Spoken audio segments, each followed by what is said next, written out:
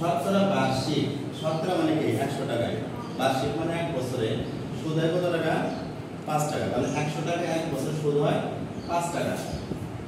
এরকম সুদে কোন আসল কত বছরে সুদে আসলে দ্বিগুণ হবে, মানে আমার কি বছরটা বের করতে হবে। এই সুদে আসলে দ্বিগুণ প্রথমে আমরা দেখে নেই যে আসল কত, ধরি আসল 100 টাকা। এবার দেখো সুদে আসলে দ্বিগুণ, সুদে আসলে দ্বিগুণ। আসল কত টাকা? 100 আর দ্বিগুণ অর্থ 2 দ্বারা গুণ, তাহলে কত টাকা হয়?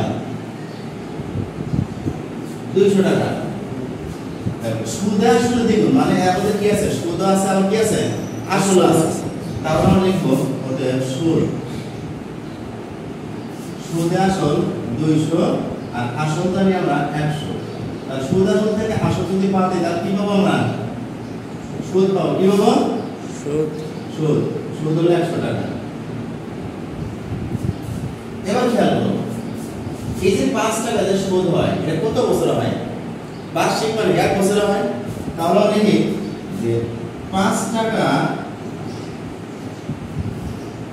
সুদ হয় কত বছরে হয়? এক বছরে।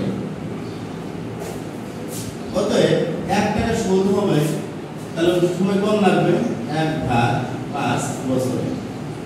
অতএব এই যে সুদ আসলে দ্বিগুণ যে হবে তখন মূলত আমার কিন্তু আসলটা একই থাকে, শুধু বছর যাওয়ার পর কি চেঞ্জ হবে? সুদ। এই জন্য এই 100 টাকা সুদ হতে কত সময় লাগে এটা হলো তোমার কি নির্ণয় সময় হবে। তাহলে লিখি 100 টাকা সুদ হয় ওতে কত দিন সময় লাগবে? কত বছর? 5 পিছে কত হয়? 100, তাহলে 20 বছর। অর্থাৎ সুদ আসলে দ্বিগুণ যদি আমি করতে চাই তাহলে আমার কত বছর সময় লাগবে? 20 বছর। 20 বছর। বুঝতে পারছো?